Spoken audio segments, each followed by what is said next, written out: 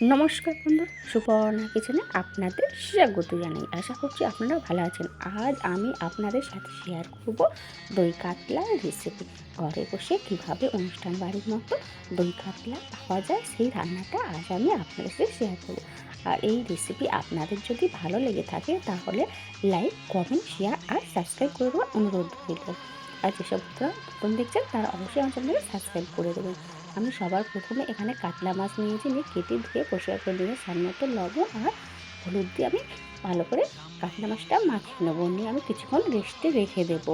ওটু থেকে দই কাতলার জন্য কিছু মশলা বানিয়ে নেবো। এখানে পেঁয়াজ, আদা, রসুন আর কাঁচা লঙ্কা। এখানে অবশ্যই পেঁয়াজটা বেটে নিতে হবে। আমি আদা, রসুন, পেঁয়াজ আর কাঁচা লঙ্কা একসাথে বেটে নেবো। আর কটা কাজু বাদাম দিয়েছি। এই সমস্ত মশলা আমি একসাথে বেটে নিয়েছি। দেখুন বন্ধুরা, এখানে পেঁয়াজ, কাঁচা লঙ্কা, আদা, রসুন আর কাজু আমি একসাথে বেটে নিয়েছি। অন্যদিকে দই কাতলার জন্য আমি এখানে দই নিয়েছি। একটা পাত্রের মধ্যে কিছুটা দই ঢেলে নিয়েছি, নিয়ে স্বাদ মতো চিনি দিয়েছি। আমি এখানে স্বাদের জন্য চিনি দিয়েছি, আপনাদের অপশান চিনি নাও দিতে পারেন। দই কাতলা বানানোর জন্য আমি কিছু ফোড়ন নিয়েছি, আমি শুকনো লঙ্কা, গোটা গরম মশলা, জিরে আর 5 ফোড়ন। অন্যদিকে কড়া বসিয়েছি, কড়াতে পরিমাণ মতো তেল দিয়েছি, দিয়ে আমি মাছ এক এক করে দিয়ে দেবো। দিয়ে লাল লাল করে সমস্ত মাছ আমি ভেজে নেব। দেখুন আমি আস্তে আস্তে মাছ উল্টে দিয়েছি। আমার এখানে মাছ প্রায় ভাজা হয়ে এসছে। আমি সব মাছ তুলে নেব। ফোড়নের জন্য যে গরম মশলা, শুকনো লঙ্কা আর 5 ফোড়ন দিয়ে গেছিলাম ওটা আমি কড়ার মধ্যে ফোড়ন দিয়ে দিয়েছি, দিয়ে নাড়াচাড়া করে নিয়েছি।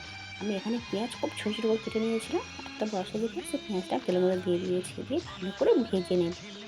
এই পেঁয়াজ ভালো করে তেলে ভেজে নেব। একটা অরেঞ্জ কালার না আসা পর্যন্ত পেঁয়াজটা ভালো করে ভাজতে থাকবো। দেখুন বন্ধুরা, এখানে ভালো করে পেঁয়াজটা ভেজে নিতে হবে। আমি এখানে সমস্ত পেঁয়াজ ভালো করে ভেজে নিয়েছি। আমি যে মশলাটা বানিয়ে রেখেছিলাম তেলের মধ্যে দিয়ে দেবো।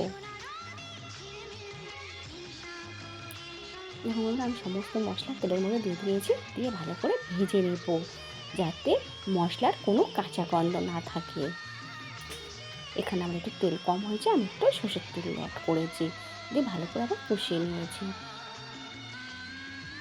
আমি যে দইটা রেখেছিলাম ফাটিয়ে, সেই দইটা মশলার মধ্যে দিয়ে দিয়েছি, দিয়ে আবার ভালো করে কষিয়ে নেব। মশলা যত কষাবে তবে স্বাদ ততটাই বাড়ে। এখানে স্বাদ মতো লবণ দিয়েছি, 1/2 টেবিল চামচ হলুদ গুঁড়া আর অল্প একটু ধনের গুঁড়া, কাশ্মীরি লঙ্কার গুঁড়া দিয়েছি। আপনাদের অপশান কাশ্মীরি লঙ্কা নাও দিতে পারেন। আমি এখানে কালারের জন্য অল্প একটু কাশ্মীরি লঙ্কা দিয়েছি আর জিরের গুঁড়া দিয়ে মশলা আমি ভালো করে কষিয়ে নেব। মশলা অবশ্যই ভালোভাবে কষাবেন। মশলা কষানোর সময় আঁচের ফ্লেমটা মিডিয়াম আঁচে রাখবেন। এখানে অল্প একটু জল দিয়েছি যাতে মশলা নিচে থেকে ধরে না যায়। এইভাবে ভালো করে কষিয়ে নিতে হবে। দেখুন বন্ধুরা, মশলা থেকে তেল ছেড়ে এসছে। আমি এখানে মশলা ভালোভাবে কষিয়ে নিয়েছি, একটু সময় নিয়ে কষাতে হবে। আমি পরিমাণ মতো জল দিয়েছি, আপনারা যেমন ঝোল খাবেন তেমন জল দেবেন। এখানে আমার তরকারিটা ফুটে গেছে। আমি যে কাতলা মাছ ভেজে রেখেছিলাম একে একে তরকারির মধ্যে সমস্ত মাছ দিয়ে দেব।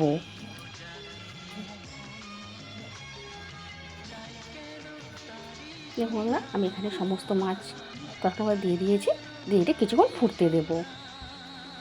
আমার এই রেসিপি আপনাদের যদি ভালো লেগে থাকে, যেসব বন্ধুরা নতুন দেখছেন তাদের সাবস্ক্রাইব করে দেওয়ার অনুরোধ রইল। আর পারলে লাইক, কমেন্ট, শেয়ার করে দেবেন। দেখুন বন্ধুরা, এখানে তরকারিটা প্রায় হয়ে এসছে। সব বন্ধুরা আমার এই চ্যানেলটাকে সাবস্ক্রাইব করেছেন তাদের অসংখ্য ধন্যবাদ। আর যেসব বন্ধুরা এখন আমার সাবস্ক্রাইব করেননি তাদের অনুরোধ করে বলছি চ্যানেলটাকে সাবস্ক্রাইব করে দেবেন। আমি এখানে শাহি গরম মশলা দিয়েছি। এইভাবে দই কাতলার রেসিপি বানালে পুরো অনুষ্ঠান বাড়ির মতোই স্বাদ হয়। আমার এই রেসিপি আপনাদের কেমন লেগেছে অবশ্যই কমেন্ট করে জানাবেন। ভালো হলেও জানাবেন, খারাপ হলেও জানাবেন। ওপর থেকে আমি একটু ঘি ছড়িয়ে দিয়েছি। এমন দই কাতলার রেসিপি থাকলে দুপুরের ভাতে জাস্ট জমে যাবে। আজ এই পর্যন্ত, আবার অন্য কোনো দিন অন্য ভিডিওতে আপনাদের সাথে দেখা হবে। আপনারা ততদিন ভালো থাকবেন। ধন্যবাদ।